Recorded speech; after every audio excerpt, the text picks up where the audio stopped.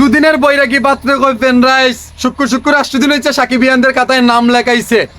ভালোভাবে বলতে পারবে না সাকিবিয়ানরা নামটা কত সালে তৈরি হয়েছে, এই জিনিসটাও বলতে পারবে না। তারা এখন সাকিবিয়ান, নামদারি সাকিবিয়ান। তারা এখন বিউ ব্যবসায়ীর জন্য সাকিব খানের বিরুদ্ধে এখন কথা বলছে। সাকিব খানের নাকি ফোন দিয়ে বলেছে এই বুবলি আমার জীবনটা ক্যারিয়ারটা ধ্বংস করে এসেছে, আমার ধ্বংস করার পথে নেমেছিল, কিন্তু তোমরা কন্টেন্ট বানাও না কেন? হেই, এরকম যদি প্রুফ দিতে পারো আমি চ্যালেঞ্জ দিচ্ছি, আমি সাকিব খানকে মানে face to face eye to eye যদি আমি কখনো সাক্ষাৎকারে আবারও যেতে পারি বা কোনো একটা প্রোগ্রামে যেতে পারি, আমি ডিরেক্টলি সংবাদ সম্মেলন করে আমি এটা বলবো, এটা প্রতিবাদ করব। যদি একটা প্রমাণ দিতে পারো, একটা প্রমাণ দিতে পারো, যদি তোমাকে যাই ইচ্ছা তুমি যাই বলবে তাই বলবো, তাই করব। সাকিব খান যে তোমাকে ফোন দিয়ে বলেছে, সাকিব খান নিজে তোমাদেরকে ফোন দিয়ে বলেছে তোমাদের তো একটা ফ্যান গ্রুপ আছে, তোমরা সবাইকে বলে দাও কন্টেন্ট তৈরি করতে, ও বুবলির বিরুদ্ধে কথা বলো, এই করো সেই করো, তুমি প্রমাণ দাও। প্রমাণ না দিলে তুমি সাকিব খানকে বয়কট দিবে, সাকিব খানে তোমার মাপ চাইবে, সাকিব খান স্ট্যাটাস দিবে, লাইভে এসে বলবে তুমি কে, হোয়াই, কে তুমি? 1-10 জন সাকিব খান চলে গেলে সাকিব খান একটা লুমও চিরবে না। তুমি কে? তুমি সাকিব খানের বিরুদ্ধে কেন কথা বলবে? তো এত বড় সাহস কে দিছে? নোংরামি পাইছোস? অনলাইনকে তোর বাপদাদার সম্পত্তি, যাকে ইচ্ছা তাকে নিয়ে গেলো নোংরামি বা চিন্তা ভাবনা করবে, এটাও হবে না, এটা হবে না। ডিরেক্টলি কথা বলতে চাও মানে যদি গেল সত্য কথা, সাকিব খান যদি বলেই থাকে তোমাদেরকে, তোমাকে যদি ফোন দিয়ে বলে থাকে হ্যাঁ বুবলি আমার ক্যারিয়ারটা ধ্বংস করেছে, এই বুবলির বিরুদ্ধে কথা বলো, তারপরে এখন কি বলছো?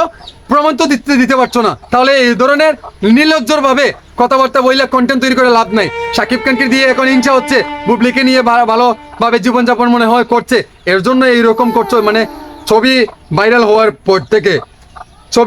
পর থেকে আরে বুকা, সাকিব খান কি বলেছে বউকে নিয়ে ছবি তুলেছে?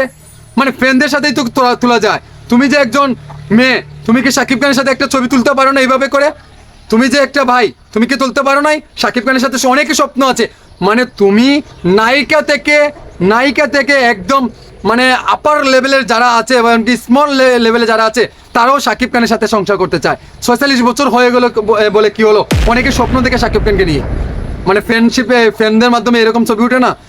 আরে ভাই, গালে তো হাত দিতে পারে, এরকম দিতে পারে, মাথায় হাত দিতে পারে, হাতে হাত ধরতে পারে, জড়িয়েও ধরতে পারে ফ্রেন্ডরা। তাহলে এটা ফ্যান ভাবে গেল এই পিকগুলো তুলেছে নাকি স্ত্রীভাবে তুলেছে? তোমাকে বলেছে বেশি শিক্ষিত মানে বেশি শিক্ষিত কিন্তু ভালো না, বেশি মেধাবীও ভালো না। মানে এত হ্যাডামগিরি তৈরি করে দেখায়ও না তুমি, তোমার এত হ্যাডাম হয় না এখন পর্যন্ত। এই যে 20,000 30,000 50,000 1 লক্ষ ফলোয়ার নিয়ে এত বেটাগিরি দেখায়ও না রে ভাই, এন্ডে এত বেটাগিরি দেখানি ভালো না, অতিরিক্ত কিছু ভালো না। বেশি মিঠা খাইলে পেট আল্লাহ, বেশি টাইট পড়লে কোমরে বাইকটা ছিঁড়ে যায়।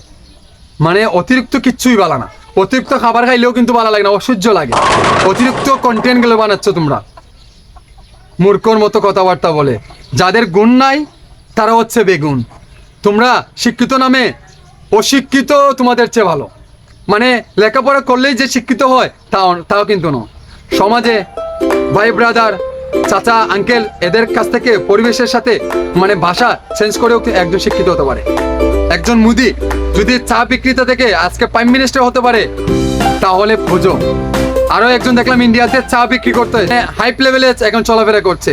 এখন সে BMW ছাড়া চলাফেরা করে না, প্রাইভেট জেট ছাড়া চলাফেরা করে না। মানে সে কিন্তু অশিক্ষিত। এখন কোথায় নিয়ে গেছে? আল্লাহ তাআলা যদি কাউকে চুল ধরে টানে, তোমার বাপ দাদারও ক্ষমতা নেই তাকে পা ধরে নামাতে। মাইন্ডেড কিছু একটা বুঝো। বেশি শিক্ষিত ভালো না, মূর্খ।